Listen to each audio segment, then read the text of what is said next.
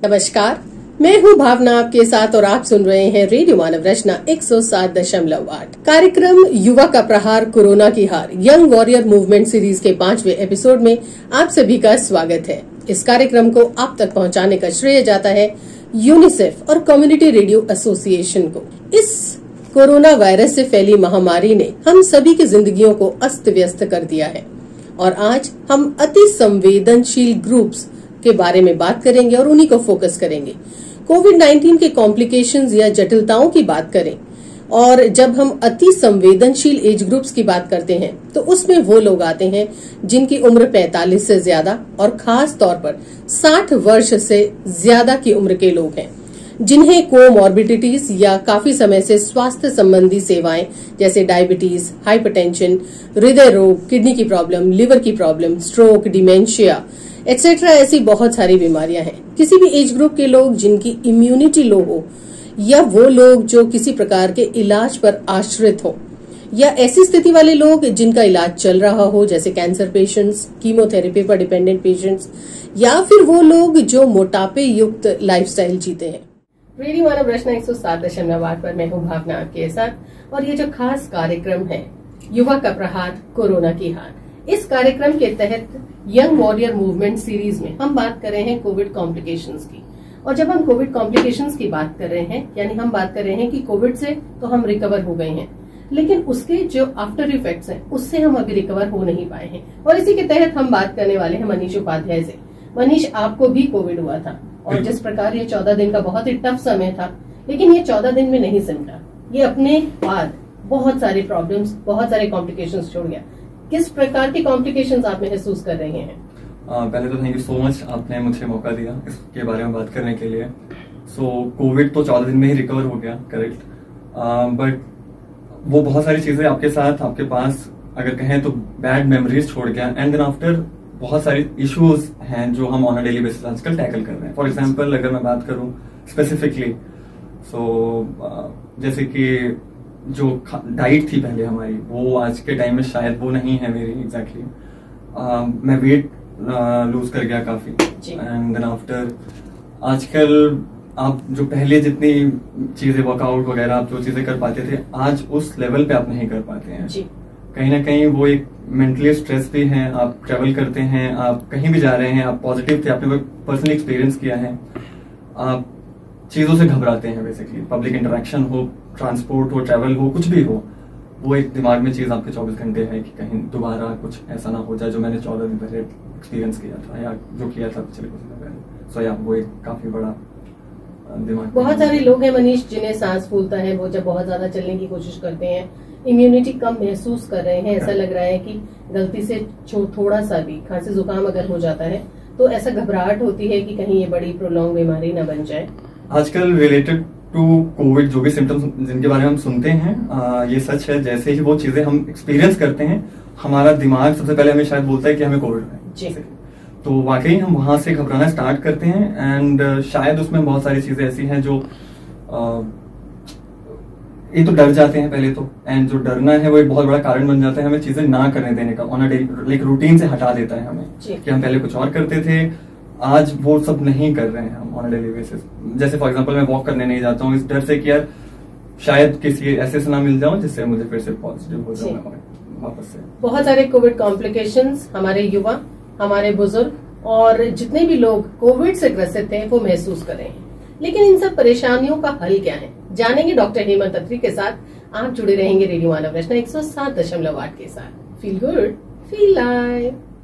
हमारे साथ है रविंद्र शर्मा जी। इन्हें भी कोविड हुआ और इन्हें भी कोविड कॉम्प्लिकेशंस है। चलिए इन्हीं से जानते हैं। रविंद्र शर्मा जी, हमें बताइए किस प्रकार के कोविड कॉम्प्लिकेशंस आप महसूस कर रहे हैं? सबसे पहले तो मैं ये बताना चाहता हूँ कि काफी वीकनेस महसूस होती है मुझे जी। और 4 किलो मेरा वजन कम हो गया और खाना ज्यादा पचता नहीं है, अपच की प्रॉब्लम है थोड़ी सी। और मैं थोड़ा सा भी पैदल चलता हूँ तो थोड़ी सी दिक्कत होती है, सांस फूल जाती है जी। तो ये 2-4 चीजें हैं जो दिक्कत कर रही हैं। भूख नहीं लगती है जी। तो देखिए, आज भी कोविड के इतने समय बाद लोग बहुत सारी परेशानियां महसूस कर रहे हैं, लेकिन इन सब परेशानियों का हल है। जानेंगे डॉक्टर हेमंत अत्री से। Hello friends and welcome to radio Manav Rachna 107.8।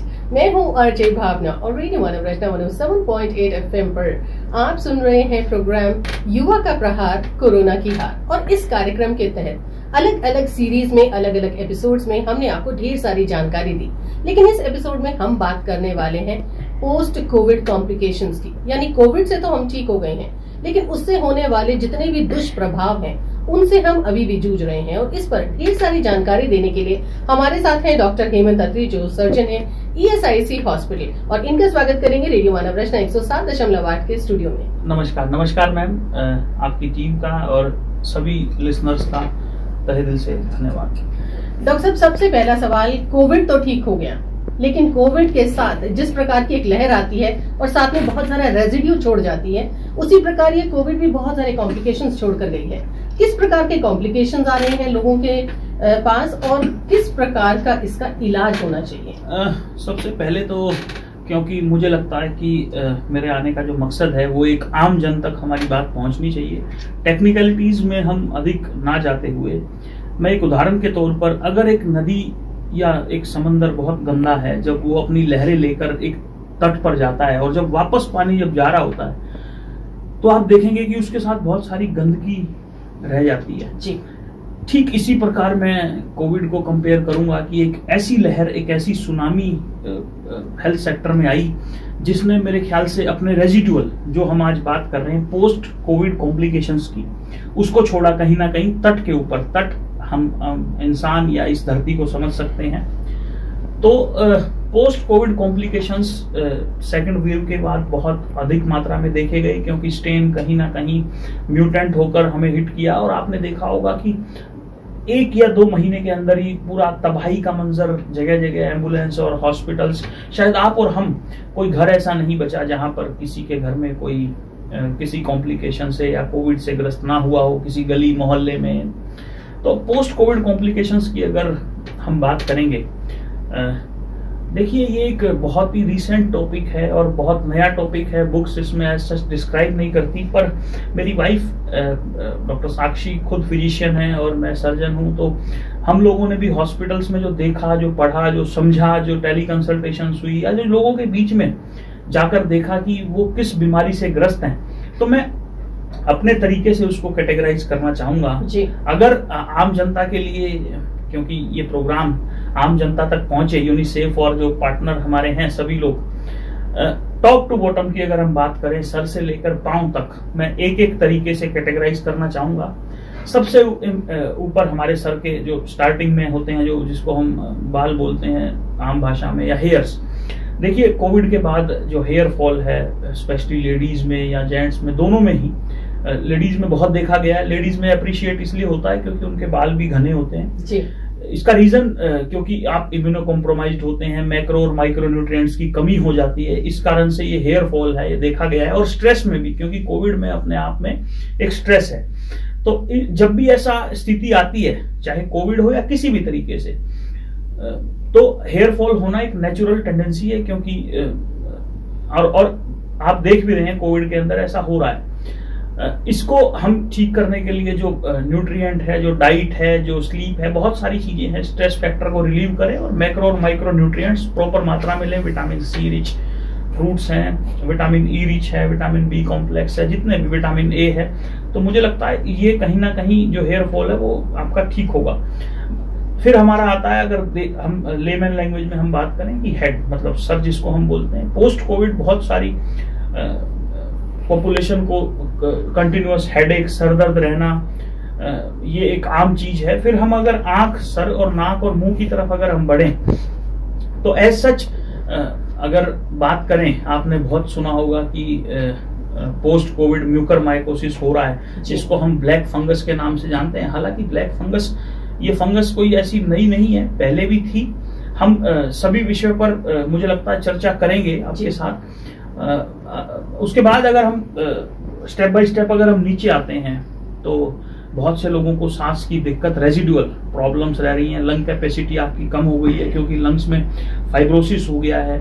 इसके बाद लंग्स के बाद अगर हम नीचे, यहाँ पर लंग्स हैं, लंग्स के इधर लेफ्ट साइड में हमारे दिल होता है। दिल की अगर हम बात करें तो उसके अंदर बहुत सारी मायोकार्डाइटिस, मायोपैथीज, जिसको कि ये एक आम भाषा में अगर कहें दिल कमजोर होना किसी भी कारण से, वायरल मायोकार्डाइटिस है, बहुत सारी चीजें हो रही हैं जिसमें सडन कार्डियक अरेस्ट हो रहे हैं, लोग एकदम से हार्ट काम नहीं कर पा रहा है। लंग कैपेसिटी की हमने बात की। फिर हम अगर और थोड़ा नीचे जाते हैं तो बहुत सारे लोगों को स्टमक से संबंधित की गैस्ट्रिक अपसेट्स हो रहे हैं, डायरियाज, वो हालांकि कोविड के बाद धीरे धीरे सेटल हो रहे हैं। फिर अगर हम किडनीज की बात करें, ओवरऑल कहीं ना कहीं अगर पोस्ट कोविड कॉम्प्लिकेशंस में मल्टी ऑर्गन फेलियर हो रहा है या आपके किडनी पे भी असर आ रहा है, देखा गया है। अगर हम आंतों की बात करें, जैसे कि अगर आपने सुना होगा कि अगर खून अगर गाढ़ा हो रहा है तो वो एक शावर ऑफ एम्बुलस, जिसे कि हम बोलते हैं कि खून अगर गाढ़ा हो गया है, अगर उसके अंदर एम्बुलस बन रहा है, आपके अंदर में खून गाढ़ा हो गया है और क्लोटिंग की टेंडेंसी बढ़ गई है, तो आपने देखा होगा कि ब्रेन स्ट्रोक, ब्रेन हेमरेज, या आप ये समझिए कि अगर वो जो खून का जो धब्बा है अगर वो ब्रेन की तरफ हार्ट ने पंप किया तो ब्रेन की जो आर्टरी है, जो सप्लाई है, उसको वो खत्म कर देगा और आपको ब्रेन की समस्या होगी। अगर वो नीचे के हिस्से में गया, लोअर पैरों में, लोअर लिम्स में, तो वहां की सप्लाई को हैम्पर करेगा। इसी तरीके से अगर वो आंतों की सप्लाई में गया तो कहीं ना कहीं आंतों के गैंग्रीन की संभावना, मैंने खुद अपनी प्रैक्टिस में देखा कि पोस्ट कोविड कई पेशेंट्स में जो इंटेस्टाइन है वो गल गई अचानक से। यंग पेशेंट्स थे, क्योंकि उनको एम्बुलस बना, शावर किया, एकदम से कार्डियक अरेस्ट हो जाता है। अगर हार्ट में कहीं एम्बुलस फंस गया, जो खून का धब्बा, उसको हम एम्बुलस बोलते हैं। इसी प्रकार जैसे किडनी के बाद अगर आप नीचे की तरफ जाते जाएं तो एक जनरलाइज अगर हम बात करें, मैंने बताया जैसे कि बहुत सारे पेशेंट्स को बैक एक, कमर दर्द होना, सर दर्द होना, पूरे बॉडी थकान होना, एक माइल्जिया या मायोसाइटिस, माइल्जिया बहुत पेशेंट्स में हो रहा है, जैसे फटीग, थकावट, लेथार्जी, ये सब चीजें पेशेंट्स में देखी जा रही हैं। जनरलाइज अगर हम बात करें, ब्लड के अंदर आपने देखा होगा बहुत से डॉक्टर्स या सब जगह डी डाइमर कराया जाता है, वो बहुत इंपॉर्टेंट है क्लोटिंग के लिए। इसके बाद अगर हम जनरलाइज हम बात करें कि भाई पेशेंट्स के अंदर हमने म्यूकर की हमने जैसे कि बात की, इसके अलावा स्पेशली जो पेशेंट्स हैं, अगर मैं हेल्थ की बात करूं, हेल्थ इज ए जो हेल्थ का जो क्राइटेरिया है is a social, mental and इसमें सोशल मेंटल कंपोनेंट भी आता है हमारे हेल्थ में। तो सोशली पेशेंट्स इसमें डिप्रेशन में भी गए हैं, मेंटली डिप्रेशन में गए हैं, स्ट्रेस लेवल लिया है, तो कहीं ना कहीं साइकेट्रिस्ट की भी जरूरत पड़ी है।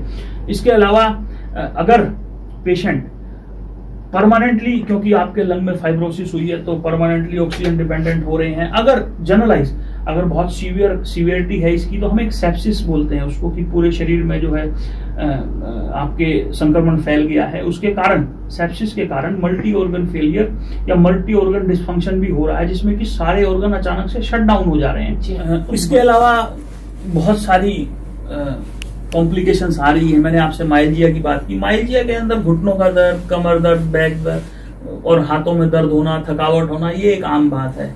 तो मुझे लगता है इसके अलावा भी कहीं ना कहीं कोई ना कोई व्यक्ति हिंदुस्तान या विश्व के कोने में कुछ ना कुछ ऐसी अटपटी सी कॉम्प्लिकेशन महसूस या फील कर रहा होगा, क्योंकि बुक्स में ऐसा कोई खास डिस्क्राइब नहीं है। मैंने अपने पर्सनल एक्सपीरियंस से, अपनी वाइफ से, या मेरे जो साथ में लोग हैं, जो डॉक्टर्स हैं, मेरी कम्युनिटी है, वहां से जो चीज मैंने सीखी वही मैं आपसे बयां कर रहा हूं। अब जैसा आपका आदेश हो, जैसा आपका सवाल हो, मैं उसको एड्रेस करने के लिए तैयार। अब हम बात करेंगे ब्लैक फंगस, क्योंकि इन सारी चीजों में सबसे ज्यादा घातक जो शुरुआत में, जैसे ही कोविड से धीरे धीरे लोग रिकवर कर रहे थे, तो सडनली हमने एक राइज देखा, और वो राइज था ब्लैक फंगस के पेशेंट्स में। इसका क्या कारण था और ये कैसे ठीक हुआ?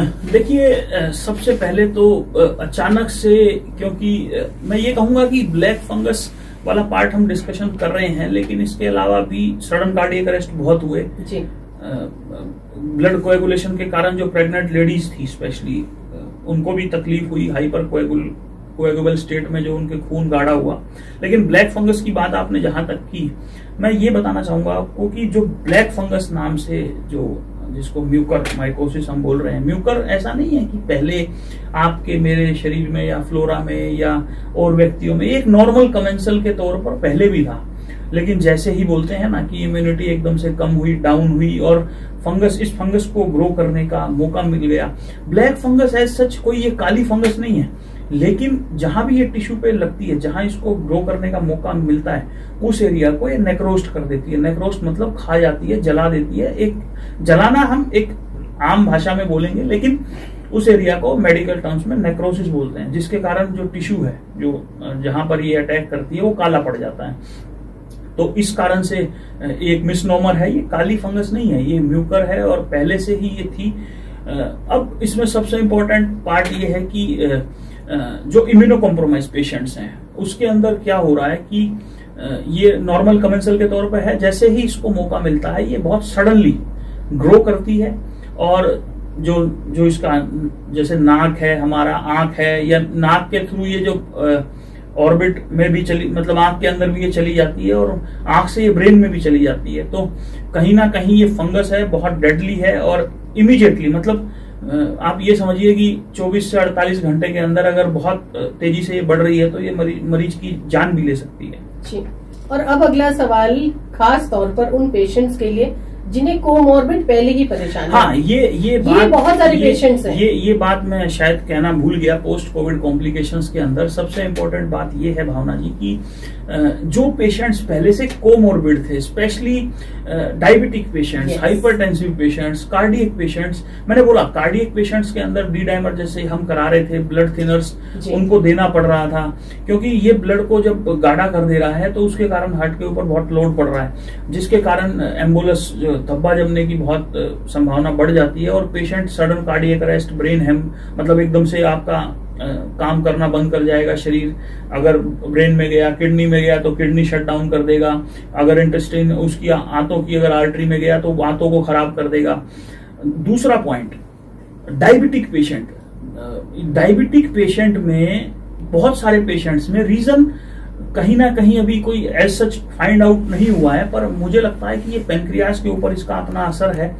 और जितने भी, इंक्लूडिंग मेरी फैमिली में, शायद आपकी फैमिली में भी, सडन एब्रप्ट, मतलब एक जो शुगर लेवल्स हैं उसमें सडन एब्रप्ट, मतलब एकदम सडन चेंजेस हुए हैं, फ्लक्चुएट हुई हैं। किसी की अगर 120, 30, 40 रह रही थी तो वो 200 के पार चली गई। मेरी फैमिली में भी ऐसा हुआ, अचानक से शुगर्स लेवल बहुत शूट अप कर गए, और जो डायबिटिक मेडिकेशन है उनको देने की मात्रा जो है, जो अमूमन दी जाती है, उससे उनकी मात्रा बढ़ानी पड़ी। कहीं ना कहीं हाइपरटेंसिव पेशेंट्स जो हैं उनके लिए जो बीपी लेवल्स हैं वो कहीं ना कहीं फ्लक्चुएट किए। तो कहीं ना कहीं फ्लक्चुएट करने का मतलब ये है कि कहीं ना कहीं आर्टरीज के ऊपर हाइपरटेंशन जो समस्या है, जो बीपी की, वो आर्टरीज से संबंधित है बेसिकली। तो कहीं ना कहीं मुझे लगता है आर्टरीज में स्टिफनेस, या आर्टरीज का जो डायमीटर है, ल्यूमन, जिसको हम जो आर्टरीज एक नॉर्मल लेवल पे जो ब्लड फ्लो करती हैं, कहीं ना कहीं वो कम हुआ या हार्ड हुआ। तो कहीं ना कहीं कोविड ने ओवरऑल हमारे शरीर पे बड़ा दुष्प्रभाव डाला है।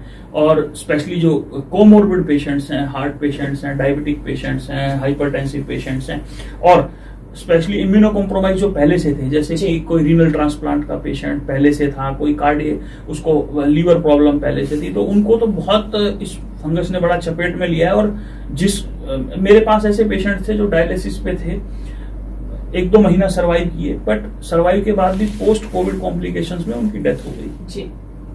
अब डॉक्टर साहब, जितने लोग हैं जिन्हें ये छोटी मोटी परेशानी है, मान लीजिए बाल झड़ रहे हैं, सर में दर्द रहता है, पेट में तकलीफ है, घुटनों में दर्द है, कमर में दर्द है, इन सारी चीजों का क्या इलाज हो सकता है? मैं सबसे इम्पोर्टेंट सारी बातों का निष्कर्ष यही कहूंगा कि एजुकेशन, अवेयरनेस, प्रिवेंशन, और सबसे इम्पोर्टेंट एक लाइन आप याद रखिएगा, hit early, hit hard, hit fast. अगर आपको कोई भी चीज, मैं स्पेशली जिक्र करना चाहूंगा कि मेरी मदर को खुद कोविड के बाद म्यूकर वाला पार्ट आया, और जैसे ही मतलब मैं आपको hit early, hit hard, hit fast की जो मैं कहानी है वो आपको इसलिए बयां कर रहा हूं। मेरी मदर थोड़ा सा हमसे दूर, मतलब डिस्टेंट एरिया में रह रही हैं, अलग सिटी में है। तो मैं ये बताना चाहूंगा कि जैसे ही मेरी मदर से मेरी बात हुई, उनको आंख में थोड़ा रेडनेस उनको लगा। इमीडिएटली सब कुछ जो हो सकता था, बहुत से लोग सोचते हैं इस पे पैसा क्यों खर्चना या क्यों इन्वेस्टिगेशन, मतलब मैंने जितना हो सकता था, क्योंकि मैं मेडिको हूं, मैंने उसको सब चीजें तुरंत की। मेरी मदर को एक ऑपरेशन भी हुआ, फिर एक दो हॉस्पिटल में भी रही। और मैं आपको आश्चर्य की बात ये बताऊंगा कि वो इतनी अर्ली पिक किया वो चीज कि हमें एम्फोटेरेसिन की भी जरूरत नहीं पड़ी, जो इंजेक्शन बहुत शॉर्ट चल रहा था। और वो अपने आप, मेरी मदर हालांकि डायबिटिक भी थी, इसके बावजूद, क्योंकि पोस्ट कोविड डायबिटीज भी उनकी रेज हो रही थी, तो इसके बावजूद वो कहीं ना कहीं, क्योंकि उनकी इम्यूनिटी बहुत अच्छी थी, एक्सरसाइज, योगा, मॉरली हमने उनको बहुत सपोर्ट किया। और कहीं ना कहीं शायद ही कोई हिंदुस्तान में ऐसा केस होगा जो बिना एम्फोटेरेसिन के म्यूकर प्रूवन किसी बहुत बड़े सेटअप में, और उसके बाद हमने क्रोस में एक गवर्नमेंट सेटअप में भी अपनी मदर को दिखाया, क्योंकि मैं खुद गवर्नमेंट सेटअप में हूं अभी। तो मुझे लगता है कि hit early, hit hard, hit fast. जैसे ही आपको जरा सा भी कुछ डाउट हो, हेडेक हो, आंखों में कोई समस्या आ रही हो, कोई भी आपको चीज ऐसी लग रही हो जो आपके शरीर में नॉर्मल से एबनॉर्मल हो, मैं बोलता हूं कि ये आप सबसे अच्छा जज तो आपका शरीर है। जब आपके शरीर में कुछ भी चेंज आएगा वो आपको इमीडिएटली सेंस कराएगा। जैसे अगर मेरे नाक में अगर हल्की सी चींटी भी आएगी तो मुझे पता लग जाएगा। तो मुझे लगता है कि किसी भी सिम्टम को हम इग्नोर ना करें, डॉक्टर की सलाह लें। बाकी तो मेडिकेशंस का पार्ट है, बहुत सारी म्यूकर को लेकर सर्जरीज हैं, अभी एडवांसमेंट हो रही है, एम्फोटेरेसिन का अपना रोल है, ओरली कुछ ड्रग्स हैं। तो अब टेक्निकली अगर हम बात करेंगे तो आप, मेरा तो यही मानना है कि आप डॉक्टर के पास तुरंत से तुरंत जाएं। किसी प्रकार की कोई लापरवाही, या जिसे हम बोले हिंदुस्तान के अंदर की कंजूस जो एक मेंटेलिटी होती है, जैसे अगर हमने लीवर का टेस्ट कराया तो हमारी टेंडेंसी होती है, अगर वो नॉर्मल आ गया तो बोलते हैं शिट यार, हमारा 700 रुपया 500 रुपया खराब हो गया कि हमारा लीवर का टेस्ट नॉर्मल आ गया। तो ये टेंडेंसी ना रखें, आप तुरंत डॉक्टर की सलाह लें। इसी कॉन्सेप्ट के साथ hit early, hit hard, hit fast, मेरे ख्याल से आप जो कॉम्प्लिकेशंस हैं उनसे बचाव आपका हो सकता है। इसके अलावा रेगुलर, अगर जनरलाइज में बात करूं, रेगुलर डॉक्टर से तो आप मिलेंगे, लेकिन जिस किसी को भी कोविड हुआ है, मैं 4-5 बातें आपको बताऊंगा, आप उसका बहुत ध्यान रखिए। अपनी जो दिनचर्या है उसको आप एक स्टेबल बनाएं, उसको टाइम के हिसाब से बनाएं। आपका खान पान, प्रॉपर डाइट, प्रॉपर न्यूट्रिशन होना चाहिए, योगा, एक्सरसाइज। जो पेशेंट्स कोविड से तुरंत रिकवर हो रहे हैं वो बहुत हार्ड एक्सरसाइज ना करें। बार बार डॉक्टर सलाह दे रहे हैं कि आप लाइट एक्सरसाइज करें, जिम या तेज दौड़ना, ये सब अभी आप अवॉइड करें 3, 4, 5, 6 महीने तक, एज पर योर कंडीशन। क्योंकि आपका जो दिल है, कहीं ना कहीं पूरे शरीर पर कोविड ने असर छोड़ा होगा। आपका जो पंपिंग जो हार्ट कर रहा है, या जो एम्बुलेंस बनने की टेंडेंसी है, बहुत सारी चीजें हैं, बॉडी में चेंजेस आ रहे हैं, तो वो आपको कहीं ना कहीं सडन कार्डियक अरेस्ट या सडन कोई ऐसी बीमारी में ले जा सकते हैं कि आपकी मृत्यु हो सकती है। तो आप एक्सरसाइज बहुत लाइट करें, आप योगा करें, आप मेडिटेशन करें, आप मेंटली खुद को स्ट्रांग रखें, nutrition, proper fruits, diets, vegetables वो आप लें। कोई भी साइन सिम्टम लगे डॉक्टर की सलाह लें, और ब्रीदिंग एक्सरसाइज स्पेशली आप निरंतर करते रहें।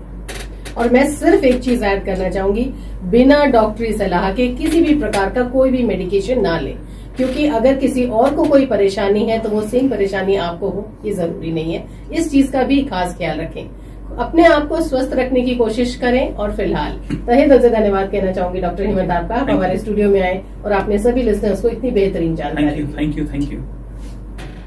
इस क्षेत्र में अभी भी शोध चल रहा है कि कैसे कोविड-19 समय के साथ लोगों को प्रभावित करेगा, और शोधकर्ताओं का सुझाव है कि डॉक्टर उन लोगों की बारीकी से निगरानी करते रहें जिन्हें कोविड-19 हुआ है। यही नहीं, अलग अलग अंगों में होने वाली किसी भी प्रकार की परेशानी को भी बहुत ही बारीकी से देखा जाए। इसी के साथ साथ यही नहीं, अलग अलग समूह के लिए सरकार अलग अलग किस्म की योजनाएं भी लेकर आई है, जिसकी जानकारी मैं आपको दूंगी। हम सबसे पहले बात करते हैं प्रधानमंत्री जीवन ज्योति बीमा योजना यानी PMJBI, जिसका जो लाभ है वो है 2 लाख रुपए का जीवन बीमा, और इसका जो मापदंड है, पात्रता मापदंड, वो है 18 से 50 वर्ष की आयु का इंसान। प्रधानमंत्री सुरक्षा बीमा योजना यानी PMSBI और दुर्घटना कवरेज के साथ 2 लाख का जीवन बीमा इसका लाभ है, और इसकी पात्रता है 18 से 70 वर्ष की उम्र के इंसान। इसके अलावा अटल पेंशन योजना यानी API, आवेदक 10,000 रूपए से 5,000 रूपए के बीच की रकम चुन सकता है, जो कि उन्हें 60 साल की उम्र में सौंप दी जाएगी, और इसका मापदंड है 18 से 40 वर्ष की आयु के बीच के प्रत्येक नागरिक। इसी के साथ साथ जननी सुरक्षा योजना, जो कि 1400 से 700 रूपए की मातृत्व देखभाल और नकद सहायता, ये उसका लाभ है। और इसी के साथ साथ अगर हम इसकी मापदंड की बात करें तो सरकारी स्वास्थ्य केंद्रों में प्रसव करने वाली गर्भवती महिलाओं को इसका लाभ मिलेगा। ELDI कर्मचारी जमा जीवन बीमा योजना, लाभार्थी के परिवार के लिए कवरेज। यहाँ निजी क्षेत्र में अगर वो कर्मचारी है, किसी कर्मचारी की मृत्यु जो ELDI योजना का सदस्य हो, परिवार के सदस्यों को 2.5 लाख रुपए से 7 लाख रुपए के बीच की सुनिश्चित लाभ प्राप्त होता है। 15,000 रुपए प्रति माह मूल वेतन से कम वाले सभी कर्मचारियों पर ये लाभ लागू हो सकता है। इसी के साथ साथ आयुष्मान भारत योजना, आयुष्मान भारत योजना में 5 लाख रुपए तक का स्वास्थ्य बीमा है। भारत में आर्थिक रूप से गरीब परिवारों के लिए ये खास तौर पर योजना है। इसी के साथ साथ बात करें तो किशोर शक्ति योजना, शराब और मादक द्रव्यों की सेवन की रोकथाम और सामाजिक सुरक्षा सेवाओं के लिए भी योजना, किशोरियों के सशक्तिकरण के लिए राजीव गांधी योजना, उसी के साथ साथ एकीकृत बाल विकास सेवाओं की योजना, लिंक कार्यकर्ता योजना, PM कौशल विकास योजना, बेटी बचाओ बेटी पढ़ाओ योजना, कस्तूरबा गांधी बालिका विद्यालय योजना, स्त्री स्वाभिमान योजना। स्त्री स्वाभिमान योजना 2021 के तहत देश की लड़कियों महिलाओं को सैनिटरी नैपकिन प्रदान किया जाएगा ताकि महिलाओं और लड़कियों को मासिक धर्म के दौरान स्वास्थ्य और स्वच्छता को बढ़ावा दिया जा सके। और इसका जो लाभ है वो लड़कियों और महिलाओं को है। इसी के साथ साथ कम साक्षरता वाले जिलों में अनुसूचित जनजाति की लड़कियों के बीच शिक्षा को मजबूत करने की भी योजना है। इसका उद्देश्य है जनजाति लड़कियों को 100% नामांकन की सुविधा के साथ साथ माध्यम से सामान्य महिला आबादी और आदिवासी महिलाओं के बीच साक्षरता के स्तर और उसके अंतर को पाटना है। अल्पसंख्यक युवा सशक्तिकरण नई मंजिल, और साथ के साथ प्रशिक्षुता और कौशल में उच्च शिक्षित युवाओं के लिए भी योजना। अलग अलग किस्म की योजनाएं हैं जो सरकार आप सभी के लिए लेकर आई है और इन योजनाओं का लाभ आप उठा सकते हैं। लेकिन इन योजनाओं की जानकारी और ये सारी जानकारी कहाँ मिल सकती है मैं आपको बता देती हूँ। आप लॉग ऑन कर सकते हैं https://my-government/schemes पर। यहाँ जाइए और इन सारी योजनाओं की आप बहुत सारी जानकारी पा सकते हैं। और जाने से पहले मैं ये बताना चाहूंगी कि आप भी कैसे युवा यंग वॉरियर बन सकते हैं। इस मूवमेंट से आप व्हाट्सएप पर जुड़ सकते हैं। उसके लिए टाइप करें YWA और आप भेज सकते हैं इसे 9650414141 पर। उसी के साथ साथ आप रजिस्टर करने के लिए और कार्यों के लिए प्रेरित भी किए जाएंगे जब आप यहाँ पर रजिस्टर किए जाएंगे। टेलीग्राम पर यू रिपोर्ट इंडिया के लिए खोजें और स्टार्ट पर क्लिक करें। Facebook page you report India को खोजें और सेंड मैसेज पर क्लिक करें। YWA टाइप करें और सेंड दबाएं। 08066019225 ये हमारी खास तौर पर इंटरैक्टिव वॉइस रिस्पॉन्स स्कीम है जहाँ पर आप मिस कॉल देकर भी ऐड हो सकते हैं, कॉल को ले सकते हैं। और इसके द्वारा वो सभी लोग फायदा उठा सकते हैं जो सोशल मीडिया पर नहीं है। 08066019225। इसी के साथ साथ सोशल मीडिया पर मैं एक #यंग वॉरियर हूँ पोस्ट करें और अपने 5 फ्रेंड्स या 5 दोस्तों को टैग करें। तो मिलते हैं अगले एपिसोड यानी 6वें एपिसोड में, लेकिन फिलहाल 5वें एपिसोड में से मुझे यानी भावना को दीजिए इजाजत और जुड़े रहिए रेडियो मानव रचना 107.8 के साथ।